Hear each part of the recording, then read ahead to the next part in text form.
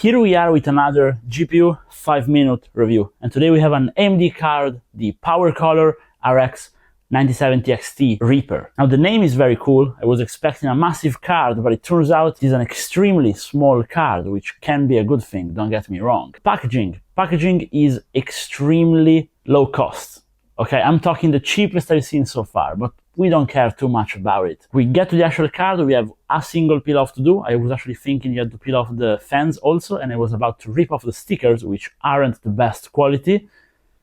Ports cover are all black, giving it a nice finish, and we can already see that it only has 2 DisplayPort outputs. Now this is a massive disadvantage compared to the NVIDIA cards especially, which always have 1 HDMI, 2 DisplayPorts.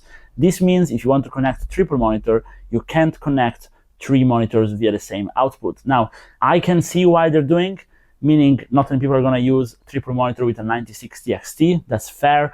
However, this card is actually a pretty strong performer at 1080p, so I could see someone plugging 3 1080p monitors, and it's just not the best to not have 3 connectors of the same type. Then again, you can just plug the HDMI and be fine, sure, but that's the first negative. Now the card has a single 8-pin power connector, and it's also placed right, which means on the right.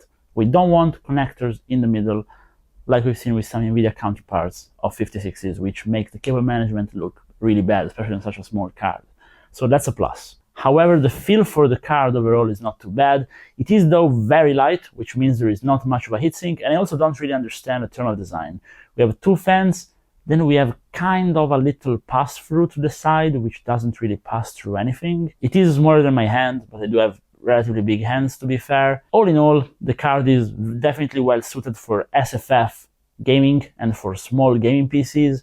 Nothing wrong with that. But what about noise, temperature, and power draw? Well, it's really on par with any low-end RX 9060 XTs. Now, AMD, or at least the partners, I don't know who, haven't really been pushing much on making a premium model of a 9060 XT. All the ones I've tried so far have been mildly disappointing, but then again, it's a cheap card.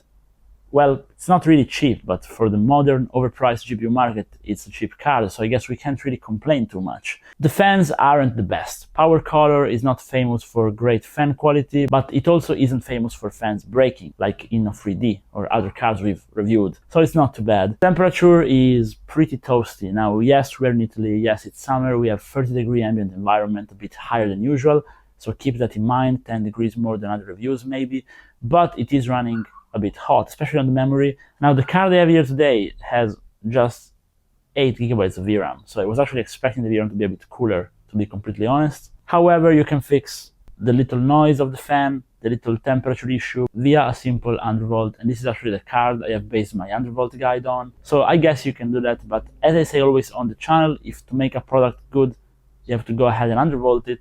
It's probably not the best product to begin with. It's a different story if a product has great overclocking headroom, but if to get a good quality of life usage you need an undervolt, it's not the best, I would say. Now, as usual in these kinds of review, I don't really touch on the card itself, so I don't really cover the 9060 XT as a whole. I just cover this model if you already decided you want to buy a 9060 XT. So I won't talk about the AMD GPU too much, but what I'm gonna say is, for the price you can buy this thing, I think I'd buy a 5060 or 5060 Ti, depending on my budget. Not gonna lie about it. And with that said, I want to hear if you guys bought PowerColor cards lately.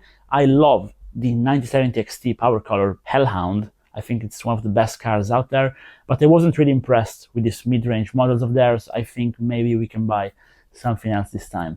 But as usual, let me know if you have one, let me know if you tried a similar one, and let me know what you think down below. And if you watched this very long video this far, maybe drop a like and subscribe. Bye bye.